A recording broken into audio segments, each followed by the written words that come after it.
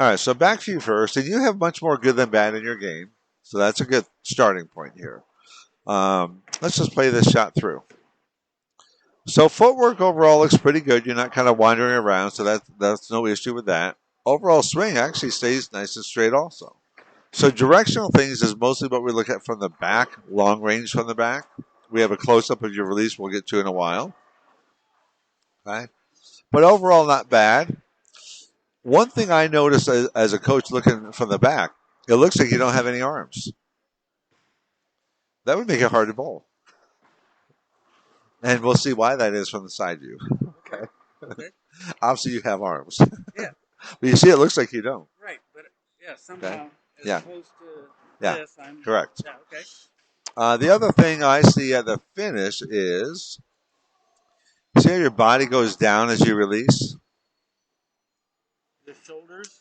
Yep, Or- the whole upper body. Yeah, Okay. yeah. Your left arm comes back, and the back foot comes up. That's all sign of extra help at the end. Okay. Yeah. So none of what I mentioned is an issue. It's a result of the extra help. Say again? It's a result of the extra help. So those three things I mentioned, the body going down, the left arm coming back, the foot coming up, they're all a result of extra help. Okay. As opposed to just letting it happen. Correct. And let is a good keyword. Let does not require work. Make does. Okay. But just subconsciously, our bodies like to think that we need muscle for power. And we really don't. That's Okay. when I watch good bowlers, it looks like they're making it happen. Okay. They're letting it happen, not making it. I know. Yeah. But Yeah. what I see Yeah. is them. Right. Okay. Now, also, notice the follow through goes up, but it doesn't come back down.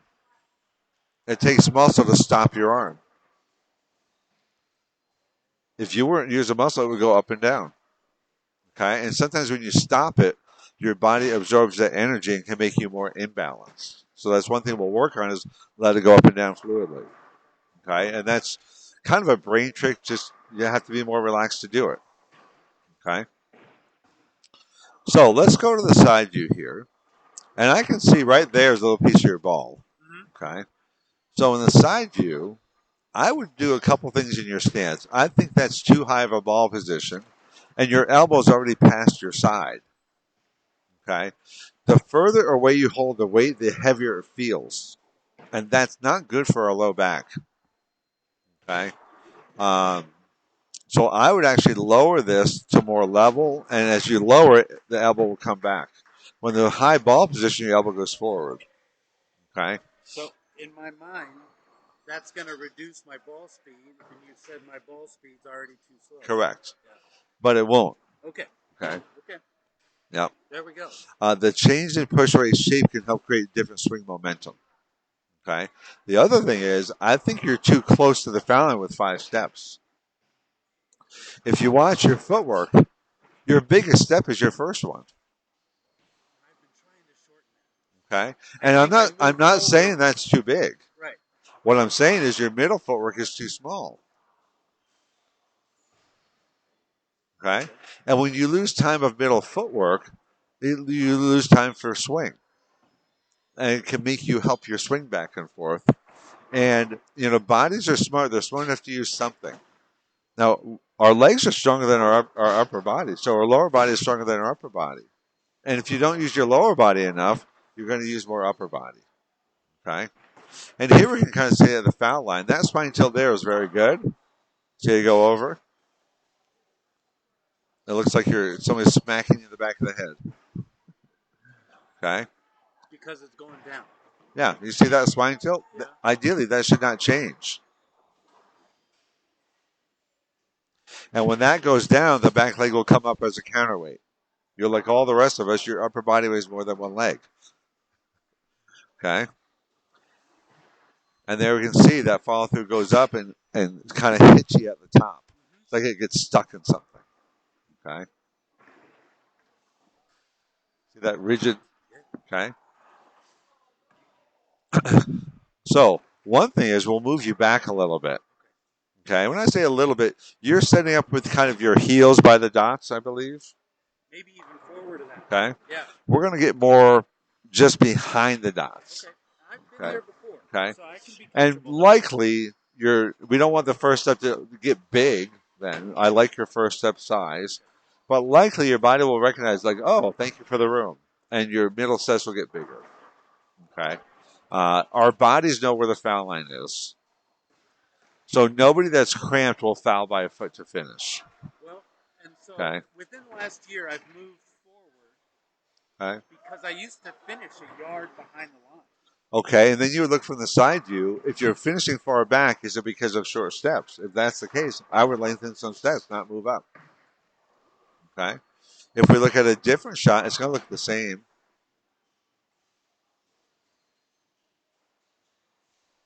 Okay. So steps 3 and 4 are short. It's boom boom.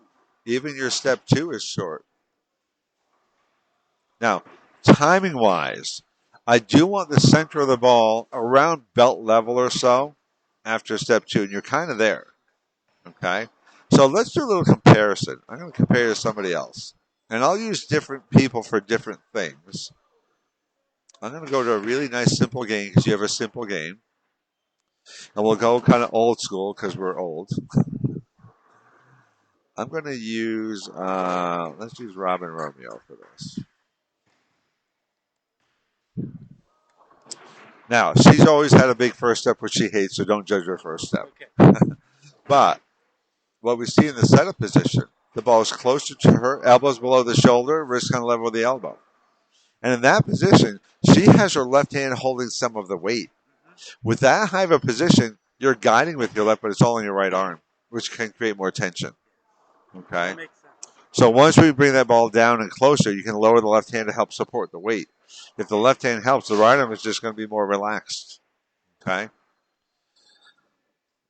At the end of step 1 with you, and you're pretty close on this, but you start moving the ball a little bit on step 1, so it goes just a little bit more away from you. Okay? She's going to hold that ball steady through step 1. Now watch on her step 2, the ball goes out and down.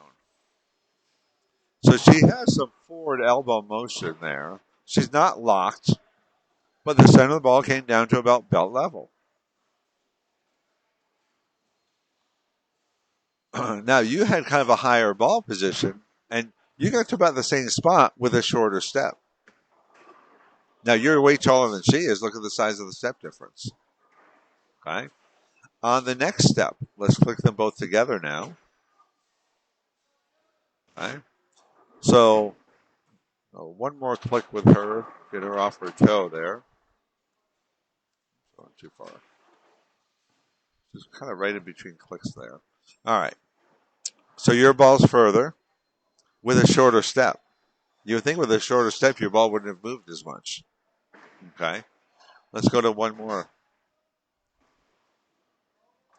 So you can see your step 4 is super short. That's because you're running out of room. Okay. Now you guys have about the same swing. Okay. She throws the ball harder than you do. Not by a lot, but that different shape of push rate can create different swing momentum. Okay. Now at the finish, let's go to your finish first. The foot will stop and the ball will pass it. And there you can see that spine change.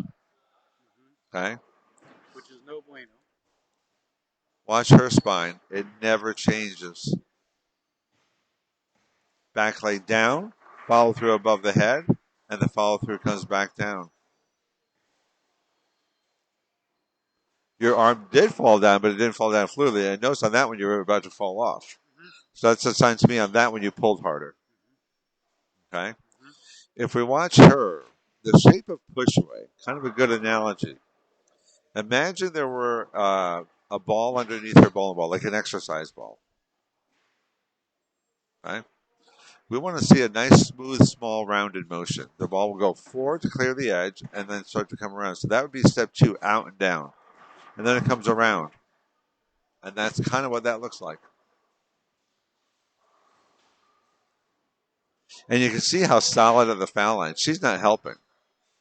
So a great follow through, up and down, up above the head, let it come down, is simply a continuation of a free swing with loose muscles. When the ball comes off the hand, all the swing momentum is still in the arm. So if the muscles are loose, the moment of the ball swing, the arm carries the hand above the head, wrist above the head, elbow above the shoulder, and then it falls right back down. So she's releasing all that energy. Yeah. You're stopping. Yeah. It takes muscle to stop. And I'm probably starting to stop before I even let go of the ball. Okay.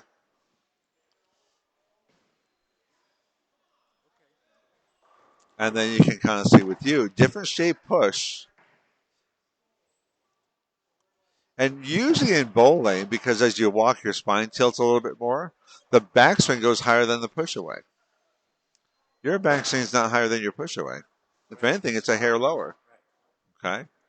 Her backswing got higher than her push away. And she's not pulling it up. Different swing momentum. Okay. Different swing momentum. And that's because of how the ball's getting into the swing. Okay. You're almost doing like a hinge, like where you just unhinge. You do have some forward elbow motion, so it's not like a true hinge. You can see your elbow does go forward a little bit. Okay. I can tell you I've worked with a couple people doing like a hinge where you just unfold. 0% were throwing it well out of a couple hundred. So I don't like those numbers. Yeah, that's not Okay. a good sign. No. Okay. I'm closer to that than to her. Well, you're kind of in between. Yeah, that's what I mean. Yeah. Okay. If I show you somebody else, again, we'll go kind of old school a little bit. Let's go kind of classic, perfect. Let's go David Ozio. Love David Ozio. Now, this is a 4-step approach, which means he'll push on 1, you'll push on 2. But again, the setup, elbow below the shoulder, wrist more level with the elbow. It's out and down a little bit. So you're kind of in that position, but it got there differently. Okay? And the impact of getting it there differently is less momentum. Kind of, yes. That's Yep, exactly. Yep. The shape creates different momentum. Okay? Now, that's about where you were. Okay? His swing went a little higher than yours. Okay? Foot stops. Ball comes through. No change in position. Follow through above the head and comes back down. Now, his 1, 2, 3 is your 2, 3, 4. Okay? And you see 1 and 2 are about the same size. 3 will get shorter and quicker. Okay? Your 2 and 3 are small, and your 4 is small because you don't have room. Okay? Now, over time, those feel like normal steps. Yes. Okay? Yeah. A good thing for you to do when you watch your own videos, watch it like it's not you. If you didn't know this guy, you might not say like, "Oh, I love his footwork," or "I love his finish." The closer is like, "Damn it, that's me." But what you see isn't what it feels like. Okay. And notice your step 3 looks a little bit choppy. That's because you're not doing a heel toe step. See how these steps are heel toe steps?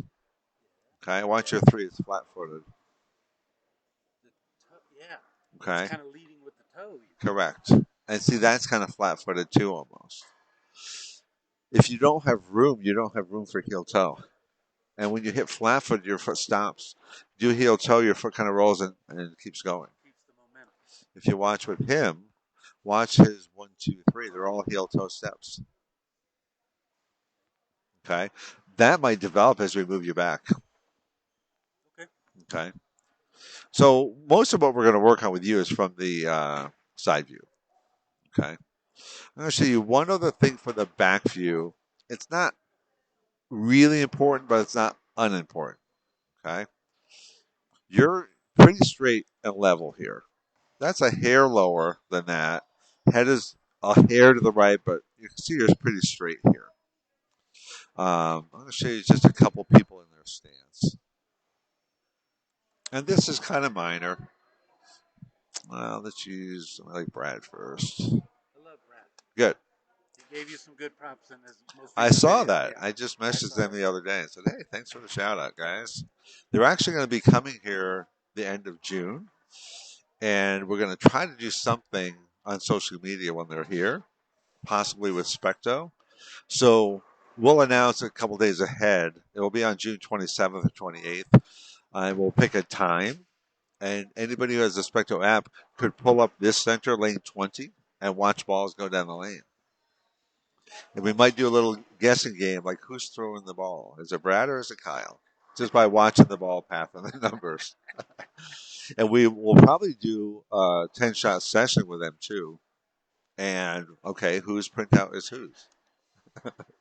Okay, so kind of watch for that. Okay.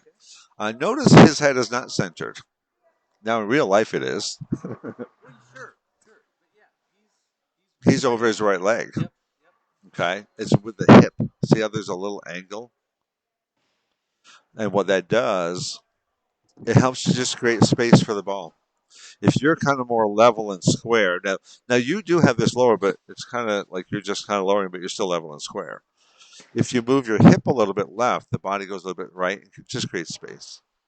Okay, so it's not a big thing. It's not like you're really wide, but now you can see why you looks like you have no arms. I see that Brad has arms. That's because your ball is forward and up. Okay. If I show you one of the women, let's use Danielle for this.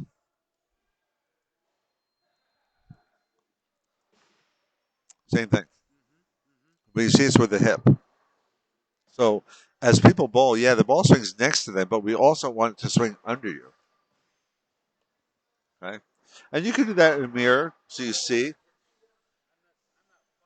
Yeah. And see what happens.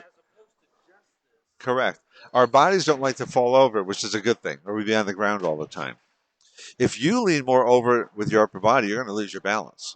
If you move your left hip, you move your hip left, and you don't change your upper body, you'd fall left. So luckily, our bodies don't like to be in balance. So when you move your hip left, your body will go right to keep your balance point. Okay. Yep. It's not even conscious. Your body doesn't want to fall over. Okay. And what that does is just, we want the ball swinging under you, and you're kind of swinging under you. It would just give you a little bit more space, actually. So and see, you have the tilt there. You shouldn't start with it. We go back to Brad. Let's go back to Brad real quick. So and you'll see. If I start with it. Yeah. Yeah. Yep. You'll just see he maintains that tilt all the way through. So the ball swings next to them, but it also swings under them. But see, he just maintains that same tilt. Right? Like I said, kind of minor, but not unimportant. Now, while we have Brad up here, let's talk about release. And we're going to use those same two people for release. I'll use Brad first. Now, Brad will be coming from a stronger position than Danielle. But this is super, super common with the higher level bowlers. As the ball comes into the swing, he's kind of in the center. Maybe think about like a vertical equator. He's a hair inside the equator with the fingers, but not much. Meaning this way. Correct. Yeah. Okay. As he goes up into the swing, he kind of maintains that. So the top of the swing, same place. As he comes down, he just keeps it there. Okay. So that's kind of right before he starts his release. Okay. If you think of a face of a clock, his fingers are kind of about 7 o'clock. There's going to be about 2 hours of counterclockwise motion. He'll go from about 7 to about 5 as his thumb comes out. Between the time his thumb comes out and fingers comes out, it's about 2 hours. Yep. Gotcha. See, Which right? isn't much. No, it's not, is it? So most of the higher level bowlers will have more forward than side roll. Yeah. Okay. Yeah. So it's about 3 to 4 inches on the ball, about 2 hours. So they rotate through the ball. Okay. Now I'm going to show you Danielle, because that's going to be closer to what you're going to do probably. And I'm showing you good examples of them. I have plenty of bad examples. No. But that's not going to help you. Okay. As she comes down from her hip, she's still right there. So she's more about 6 o'clock. She'll go from about 6 to 4. Okay. And that produces forward and side rotation. Goes back foot stays down, upper body stays up, follow through goes up and down. Okay. Now let's go to you. Get back to you. I'll pull up your clips on the bottom here. So there's a release shot. So as the ball comes down, you're kind of in that good position right there. So Check it out. that's nice. Okay. You're good at the top. So you're very close. Right there, your wrist goes out a little bit soon. Think about the vertical equator. See how that's come sneaking to the right side, isn't it? Okay. So you're kind of losing the hand position from here down to your hip. And it's because of this? You're not bent back. You're going around early. You're not bent backward. No. Okay. You can see you're not bent backward. Oh, but I'm going early. Right there. Okay. So let's pull up Danielle side by side here. She keeps that kind of inside part of the palm and her wrist in a little bit longer than you. And usually that extra effort and muscle through the bottom causes early turn.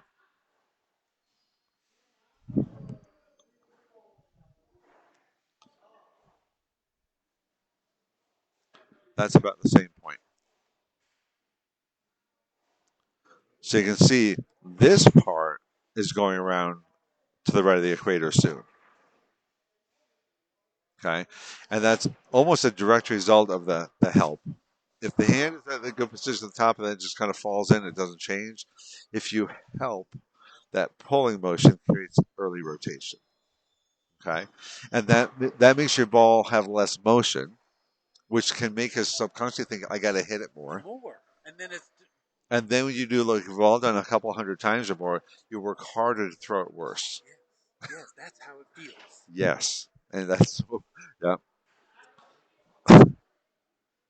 So you can Because on the see, days I'm relaxed, yeah.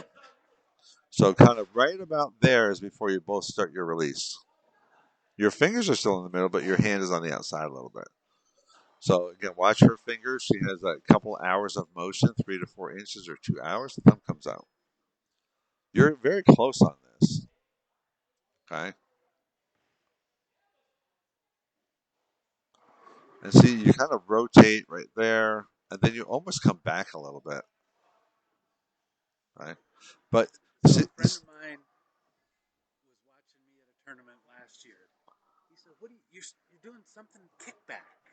right. And that's what you're seeing. Uh-huh. And I'm not. I don't. If you look at the angle, well, it's very subtle. Yeah. Okay. You kind of rotate it, then on this next click, it's almost like you come a little bit clockwise and through. Because I Yeah. I like the thought of coming through it. Correct.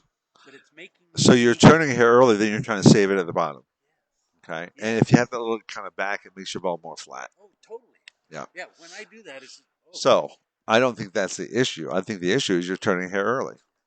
So that's where you can think about the inside half of the hand, the inside of the palm, the inside of the wrist, just staying by that equator longer on the way down. And then you would have the motion at the bottom you want. Stronger ball motion. But you see, it's very, very close. Okay. If we go backward,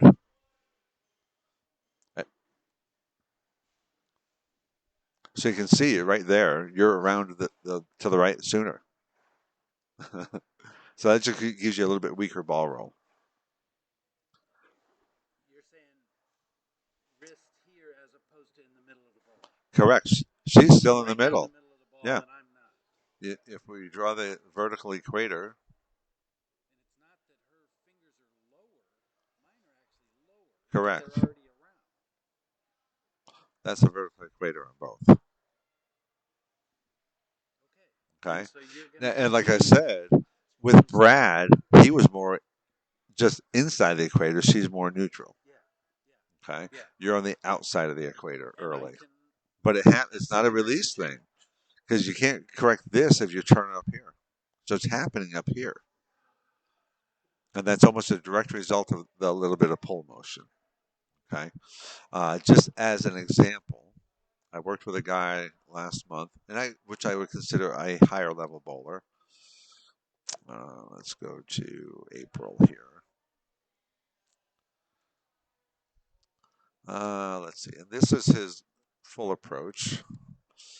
And you'll see it's a really good hand position for the most part. Good there. Good at the top. That's looking a little bit familiar, isn't it? Yes. Yes. He's down the right side of the ball. Correct. So then he doesn't come back at the end, but his ball wouldn't read the lane as strongly as he wanted. Okay. Now, different issues in his game. He would pull his swing up kind of hard. The more you pull up, the more you pull down. You're not doing that. Um, but what I did with him, I did a foul line drill. And usually in this drill, where your body's not going to move, the backswing should be about the same height. Okay, and you'll see his backswing got quite a bit higher than his push weight. So that's a sign he's used to helping a swing, right? So if you notice the hand, it's better than the full approach, but still a little early, huh? Okay. So when I had him have the backswing the same height, which means not muscling, and he didn't really know I was even looking at the hand position. He thought we were just working on the height of the swing. But after he threw this one, he goes, "That's how I want my hand to come out." He goes, "I don't know what I did, but that's what I want." And watch on this one, you see the backswing's about the right height. He stays right in there, and he rotated perfectly. That was just like what Brad does. So that shows you that when you help, your wrist goes around early. That one he didn't help. It's very subtle, but it makes a big difference in ball motion and pin carry. All right, let's stop recording there. But it's really that extra help, okay? And that a lot of that's just a sub